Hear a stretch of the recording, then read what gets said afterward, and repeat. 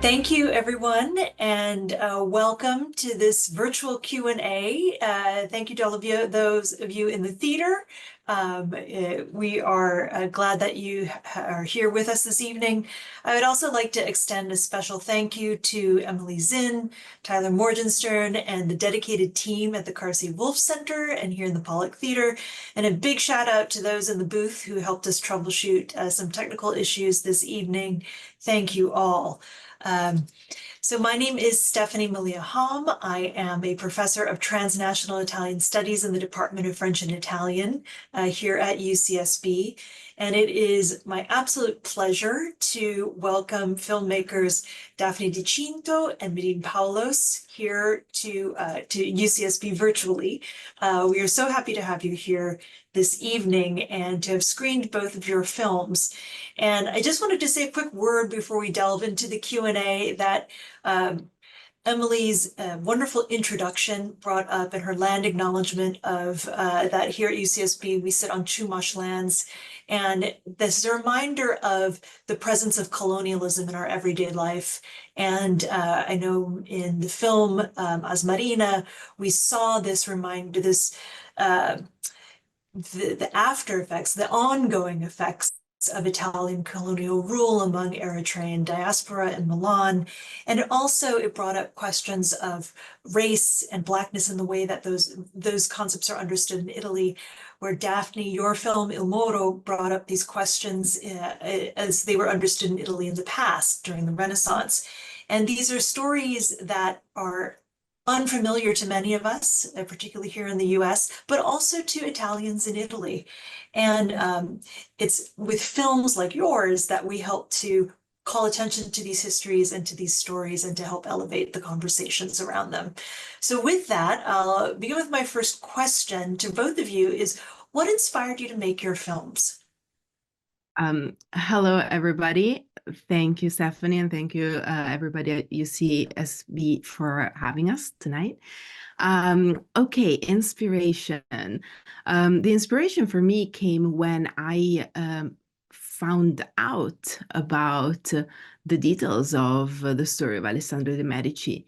As an Italian, you study the Medici family throughout your formative years. And the chapter in Alessandro is always a little bit skipped or skimmed through. And yes, you will know that Alessandro de' Medici is the first Duke of Florence. Well, you probably won't know because teachers don't know, because people in Florence don't know, people at the Council of Florence don't know, is that Alessandro de' Medici was Afro-Italian. So, of course, you can imagine my face when I find this article that lists him as Afro-Italian. My first reaction was, well, it's not true, because I would have known.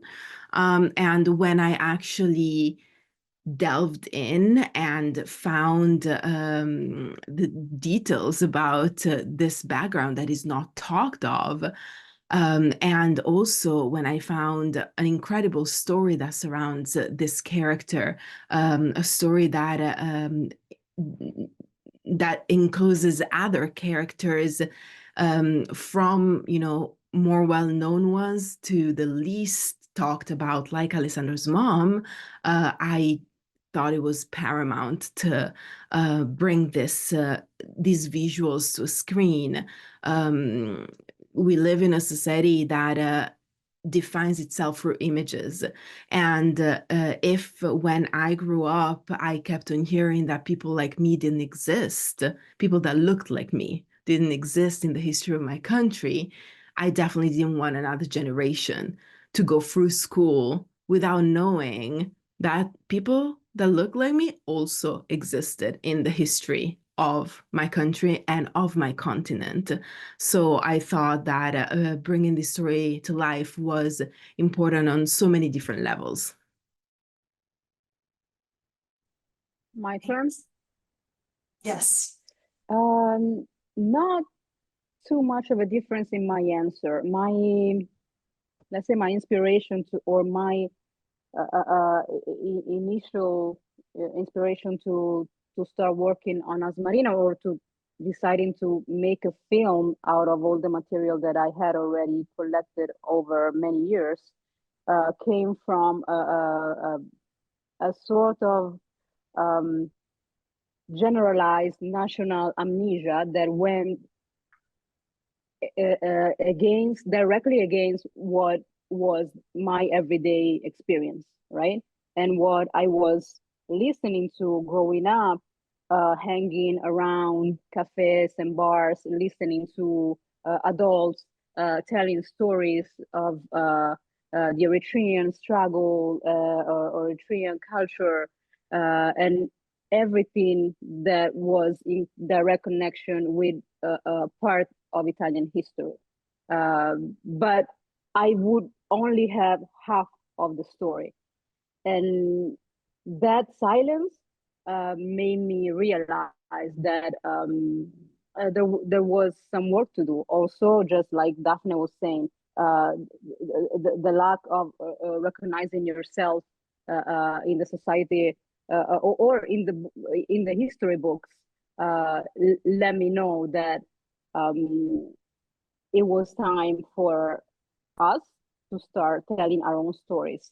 And I also took a lot of inspiration from a group of elderly women, which are in Italian are called le mundine, rice winners, that I had the fortune, the chance to work with when I was much younger, and seeing them telling their stories, their life experiences with such pride, giving so much value to what they had been through firsthand, gave me the courage to give the same value to the stories connected to my own family and to my own community. Very good. So I know for both of these films are bringing to light stories that aren't necessarily in circulation in popular culture, and both of your films represent stories of Italians of African descent. And in your opinion, what do they have to teach us about the ways in which race and Blackness were and are understood in Italy, both in the past, in the Renaissance, as well as in contemporary Italy today? Go ahead. Well, Asmarina came out before the Moor, but obviously Alessandro de' Medici came before the Eritrean Ethiopian diaspora in Italy and specifically Milan. So for me, the way, if I were to put these two stories and films in conversation, I would want to hope that the people depicted in Asmarina would take strength and inspiration and validity and officiality from knowing that the story of Alessandro de' Medici existed. That's the idea, right? To go into history, to go into the archive and dismantling what it is and what it has been so far, and insert ourselves and go in there and highlight all those stories, learn to read between the lines, so we know that the contribution of Afro Italians, diasporic people in Europe, but specifically in Italy, they're not new. Our contribution had been there for a long time, have been happening for years and years and years and generations. And so what that would mean for kids of immigrants today, it would simply mean to not feel as guests in the country where they were born, and to have this more strength and feel more empowered to then fight for what their rights are supposed to be, including the fight for citizenship rights. Yeah, and the fight for citizenship rights is something that has been always in front of me and central to my thought process as I was writing Il Moro. I think it's important to mention, kind of following your question, how race didn't have in the 1500s the same connotation that it has for us today. And if you do notice, in Il Moro, not once race is mentioned, not once anybody tells Alessandro, your problem is your skin color. What I found incredibly powerful about that story was the parallel between Alessandro's story and our stories today. And so, as Medhin said, the minute anybody who's featured in Asmarina can watch Il Moro and go, wait a second, it is not, what I've been told is not true. This legitimizes my presence. My history legitimizes my presence in my country. And not only that, but Alessandro de' Medici is just one of many characters of African descent that we will find in the history of Italy and in the history of Europe. The more we can have them in the forefront of our minds and in our vision, in the eye of our mind, the more conversations or justifications about Afro-Italian or Afro-European presence in the continent won't have to happen. If we can raise a generation that goes to school and learns about Alessandro de' Medici and learns how he looked like, and learns about Settimio Severo and about the popes of African descent that we had, about the freedom fighters that we had during World War II, we will have a generation that doesn't question whether Italian people can be Black or not. And when it comes to citizenship, the fact, that an Italian person born and raised will not be granted or recognized citizenship on the basis that both their parents are immigrants is mind-blowing in 2024. The fact that there are kids that have to go throughout their childhood and teenage years without having a passport and without having the same opportunities that everybody else have, because there are decisions that you can't take without citizenship, decisions about your future that you are not allowed to take, starting from what I want to study at university. Because of course, if I want to go into a job that requires, for example, law, that requires a bar exam, you can't take that without citizenship. These decisions are important, and they also, they go to build the foundational blocks of identities that are being formed in those years. You have to wait up until you're 18 years old to apply for citizenship, and citizenship is not given to you automatically. There's a lot you have to prove, and the process is excruciating and many times dehumanizing. Given all of this and putting all these characters that exist in our history right next to this situation, I think that the question we need to ask ourselves is, if Alessandro de' Medici in the 1500s could be the first Duke of Florence, why are we still having this conversation today? Thank you. And for those in the audience who are unfamiliar with Italy's citizenship laws, Italy adheres to a jus sanguinis, or citizenship by blood or kinship, rather than jus solis, which is citizenship by soil, which we have here in the United States, where citizenship is conferred upon birth in the country. And as both Daphne and Medhin were saying, you get these very strange, almost Kafka-esque bureaucratic situations where a person who was born and raised in Italy to immigrant parents has no claim to citizenship, where someone, say, in the United States or Brazil, who has a great-great-grandfather who is an Italian immigrant, can claim Italian citizenship. And so what's so powerful about your films is that they are legitimating the presence of people where the state is not, you know. And so I wanted to ask too, one of the things that your stories tell are the stories, Daphne, your story is a very Florentine story. It's very Tuscan. And Medhin, your story was very much centered in Milan as well as in Bologna, a northern story.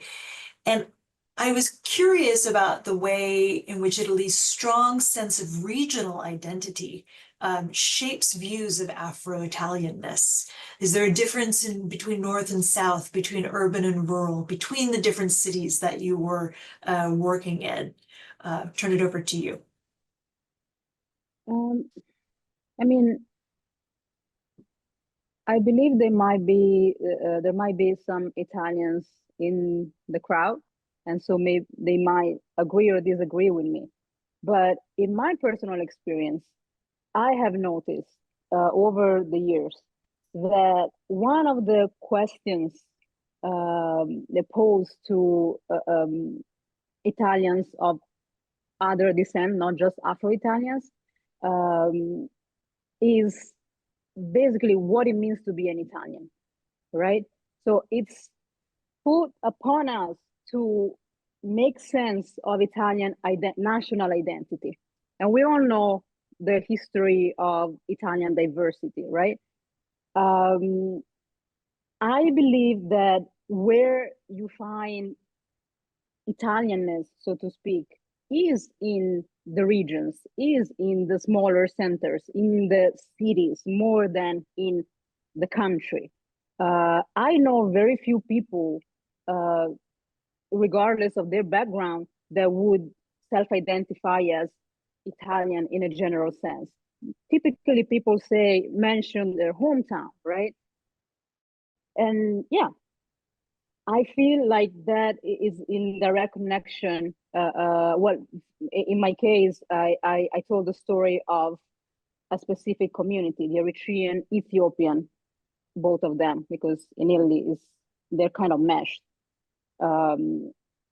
I told the story of a specific community, and so that I feel like there was sort of a connection in that sense. It's in a way easier to self-identify, but yourself with a specific place, you know, instead of this almost fictional place, right? I don't know. I'm thinking about your question as I answer your question. What do you think, Daphne? I think that regionalism plays such a strong part in Italian identity. But first of all, like before having the conversation around second generations, we have to have the conversation about that split, the North and South split in, you know, in Italianness and in Italy, and how the concept of other and of othering has followed the progression of how this split has been experienced and viewed throughout the decades. And if you know, a few decades ago, northern Italians were looking at southern Italians and calling them degrading names and telling them to go back home, like they weren't in their nation. I think it's just really interesting to see who, you know, every 5 to 10 years has taken that place to be othered. And this, I think, you know, is just a foundational conversation when we talk about regionalism in Italy, but kind of then linking it to the conversation around Afro-Italians and second generations, I think that a lot of individuals feel strongly about how much the region they grew up influenced them. I am thinking specifically of two singers. One is Velade, who has written this song called Afro Sarda, so Afro-Sardinian. And there's another artist whose name I can't recall right now, but he wrote this song called Afro-Siciliano. And, you know, even just that speaks to what it meant to grow up in that specific place. If I have to share, you know, some personal experiences, the only place that I've ever been asked, are you from here in Italy, has been Sicily. And I am not Sicilian, I'm from the north. And I am from a tiny town in the middle of nowhere in northern Italy. That experience is very different from the one you had in Milan, Medhin. I safe to say. And I think, you know, the conversation about how we grew up differently, because you did grow up around a more numerous community, and I literally grew up with my mom. And you know, and she, you know, she was doing everything she could to fit in. So she was abandoning a lot of her own background that she didn't pass on to me and that I had to look for on my own. So yeah, I mean, regionalism plays, I think, a really big role in the formation of these identities and of the stories that come out of them. I think we also respond to different needs, and it shows in the way, in the terminology that we use. For example, Daphne, you were saying, you're mentioning somebody that self-identify as Afro-Sicilian or Afro-Sardinian. So to me, that speaks to the need to assert your connection to a specific place, right? A specific region. And that Afro part is a more of wanting to highlight a connection to Africanness beyond your specific community, you know. So to keep it smaller, Africanness around the country, you know, the communities that are African communities that are represented in Italy. But going beyond that, it also talks to it keeps us in conversation with Africanness in around the globe, and of course, especially looking at the U.S. Right? We always Black people around the world. We always look towards Black U.S. And that, in fact, the term Afro-Italian, Afro-European, we use it because Afro-American already existed. And it's a way of keeping that connection open, of recognizing, making ourselves part of that conversation, of that movement as well. And it speaks to the fact that there are two needs at the same time. You have to look to yourself. You try to look to yourself and your identity. You try to zoom in as much as possible, but also you try to keep a transnational conversation going. The needs are both, and typically often at the same time. You articulated that very well, Medhin, this idea that there's this ongoing balance or adjusting between regional and transnational, and you know, this toggling constantly as identity is being negotiated. And I think one of the through lines in both of your works is looking at not just identity, but also the importance of history, and the fact that historical and cultural connections between Europe and Africa, as well as with the US, as you were saying, whether these connections were in the 21st century or back in the Renaissance, they could be seen as mutually constitutive. And there's one quote in Asmarina from Elena who says, you know, I'm paraphrasing here, without us, and she's referring to the Eritrean diaspora, without us, Italy would not be what it is today. Italy would not be what it is today with us, and we wouldn't be us without Italy.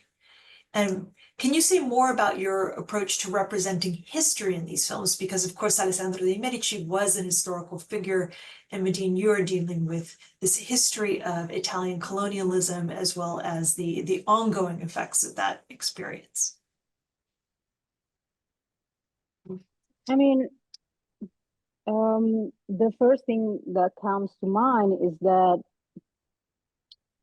our histories, and even when Elena was speaking in the film, sometimes she would get not confused, but she would use the word us regardless. And that's something that I also do. And I'm about to do the same thing. I'm gonna say us regardless. When it comes to us, I'll let you figure out which us. We tend to perceive our histories as stories. We tend to perceive our histories as folklore. That's how I learned the history of Eritrea, the history of Ethiopia, the history of Somalia, and so on and so on. Just like as anecdotes told a little bit, with true historical fact, memories that were passed on through generations. And of course, you don't validate that too much. You don't see it in a book. You don't see it in a film like Daphne's film. The folklore has value. I come from folk music, so for me, folklore has value. But we all know what that does, what the word does, represents in our brains. So that passage is very important. Whenever we say we think of history, culture, art, science, we always refer to Europe or to the Western world, to the global north.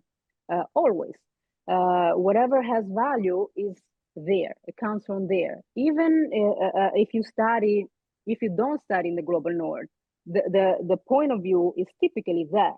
And so to switch that, that's why I was talking earlier about dismantling the archive. That's what it means, right?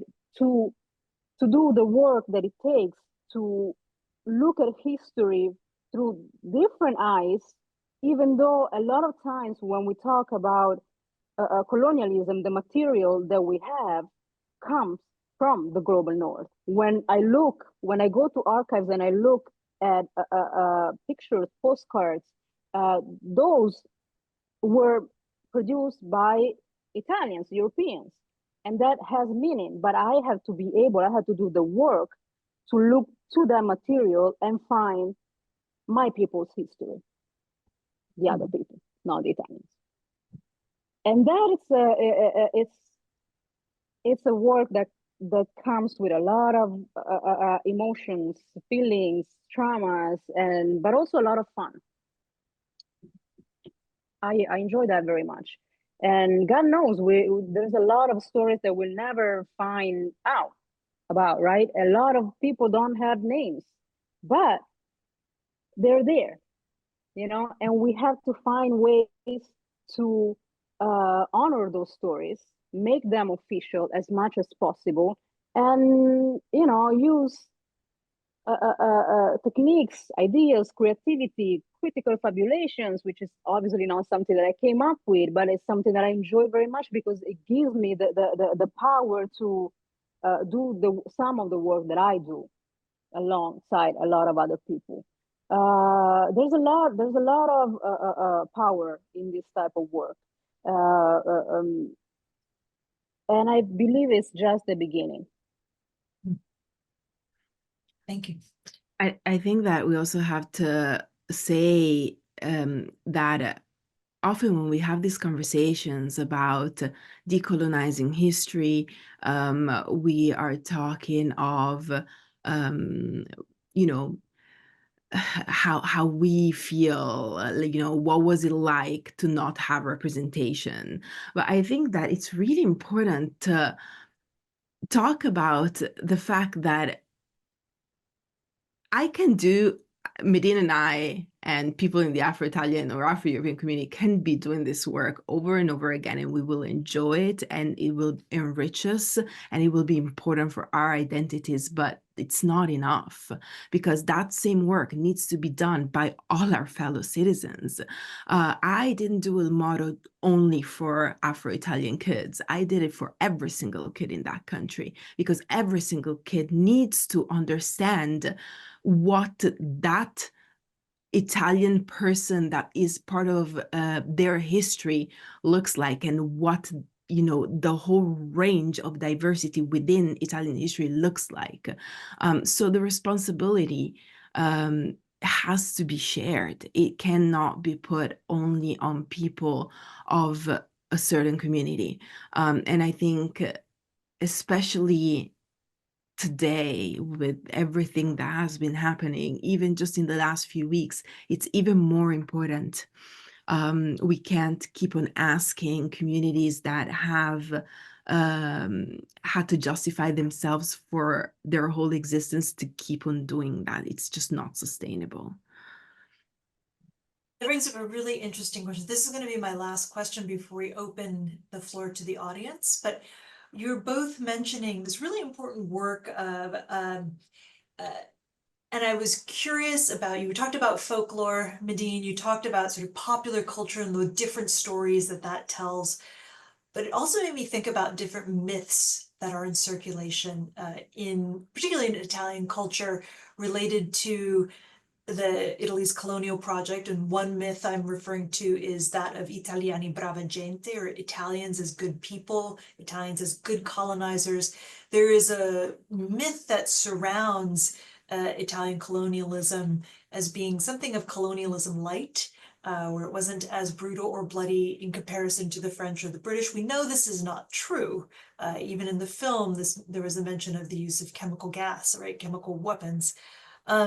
Another myth that pervades sort of Italian culture is also this idea that Italy is colorblind and race, race doesn't exist and so on. So I was wondering how if you ran up against any of these myths while you were making your films, and if so, how you grappled with them.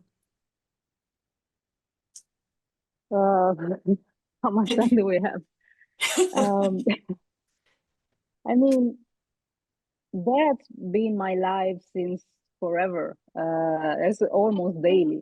I am of Eritrean descent. I go around with this body, and for some reason the reasons you just mentioned, when people see, when white Italians or Italians of Italian descent see people like me, it's something that happens in their brain, that they make connections. They don't even know where they come from.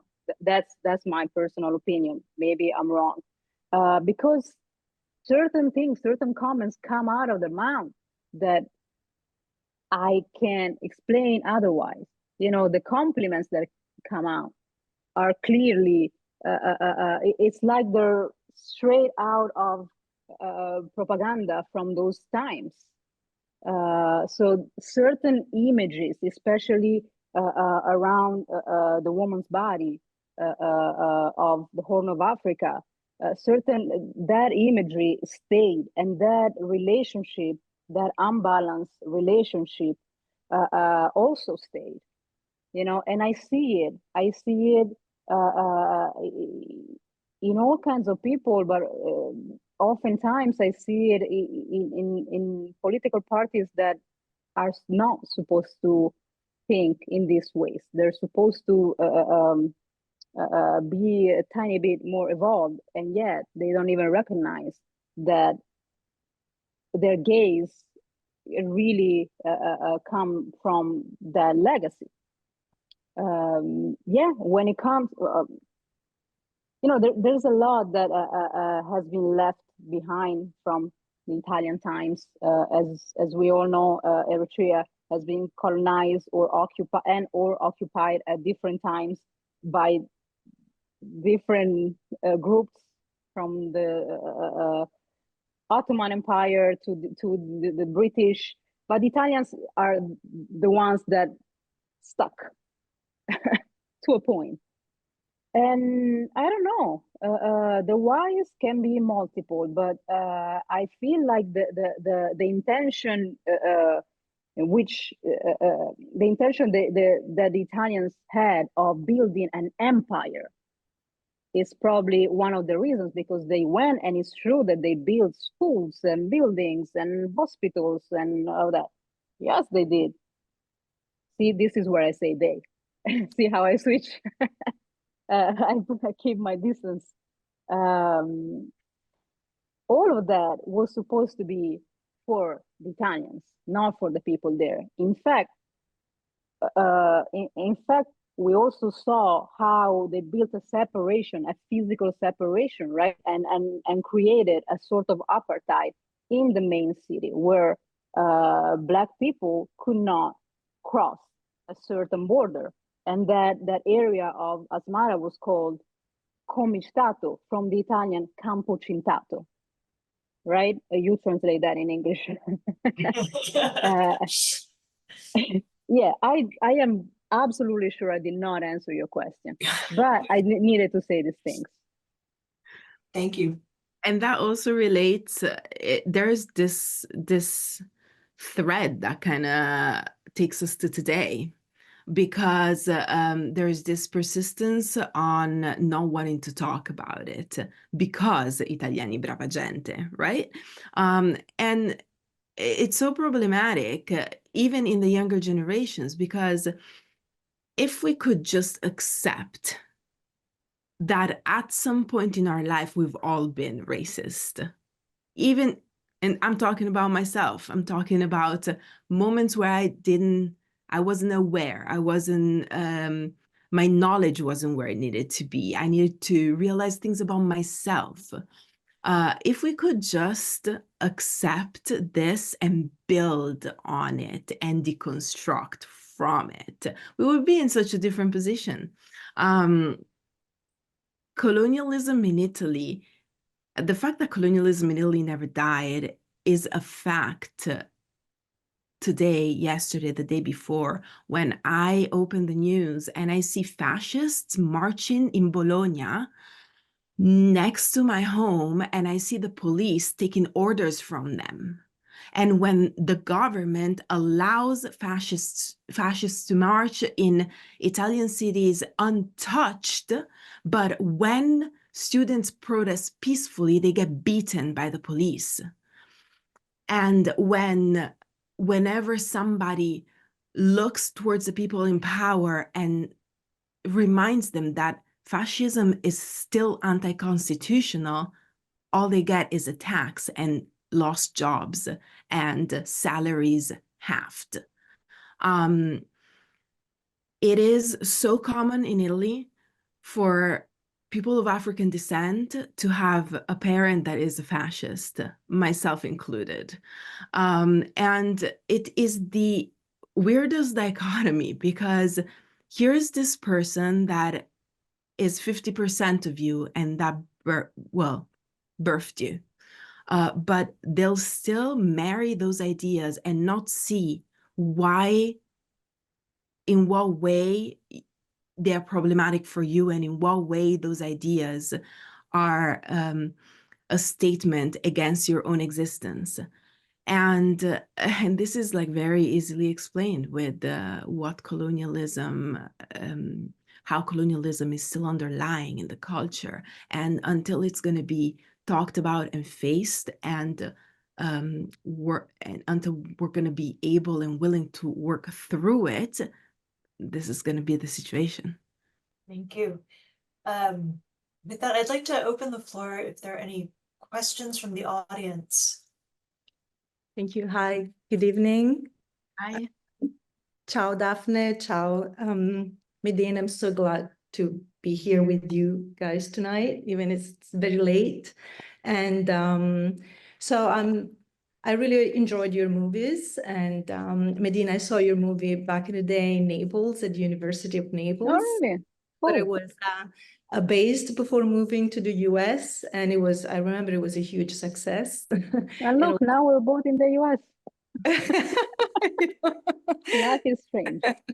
And also, Daphne, your movie received many accolades as well. So, and I think that this movie, I heard, these movies they are not related at all. And instead, I think that the quotation by Walter Benjamin in the movie Asmarina actually is a great way to put these two movies in conversation that seem to be far away, apparently far away from each other.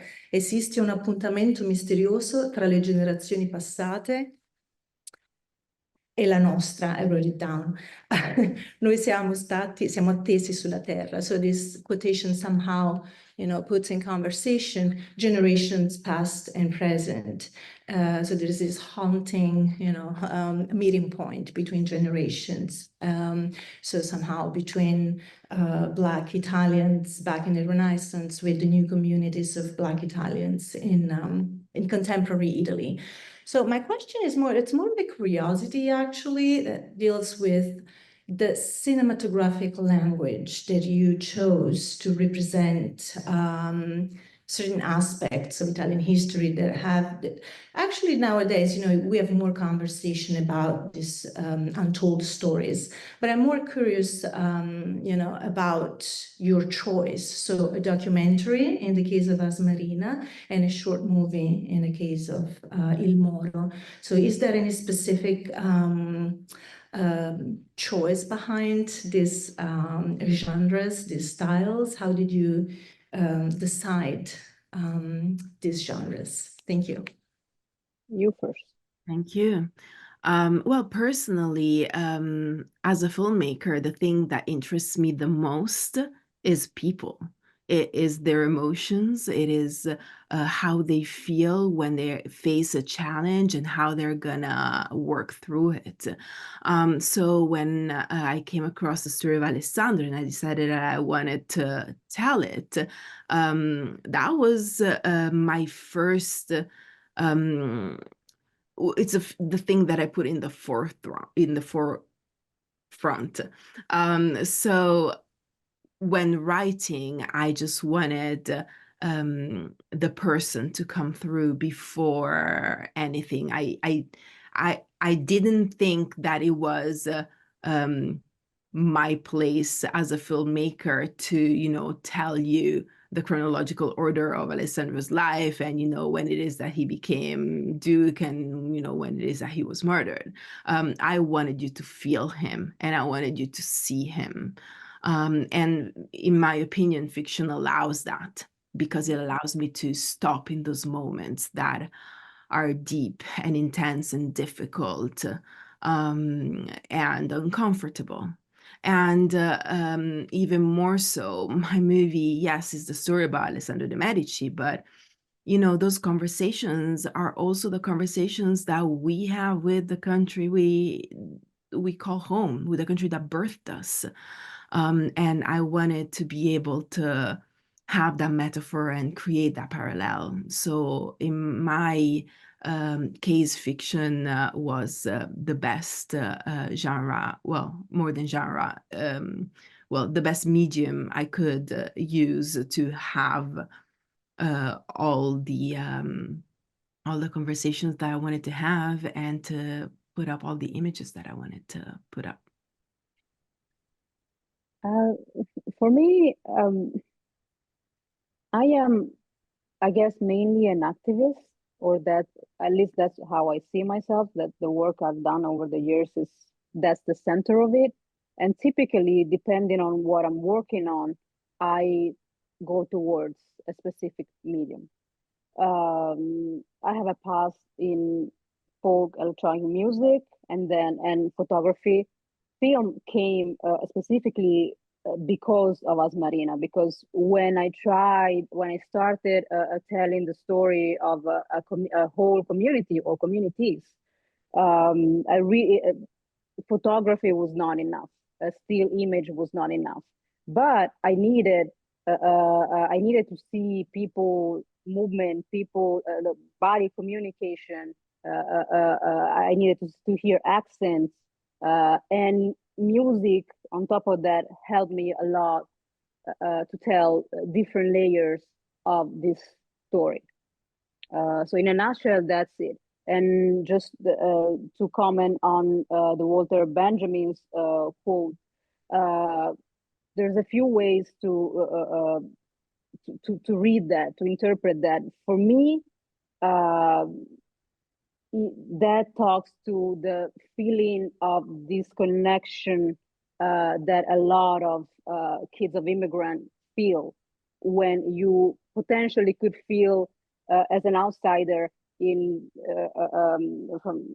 the community of your family, or in the community you're growing up, where you're born and raised, and then the work that you have to do to build your own identity and to feel included, to find your own space, and to learn and understand and feel like that space in between, it really is a valid space, and a valid, your experience is valid as it is. To me, that quotation, that quote spoke to that experience. Thank you. Well, thank you all. We are just out of time here, so I'd like to really thank our filmmakers, Medhin and Daphne, for joining us today and for really elevating our conversation around these issues. And thank you again to the team at the Carsey-Wolf Center, and thanks to all of you in the audience tonight. Have a good evening. Bye-bye. Good night.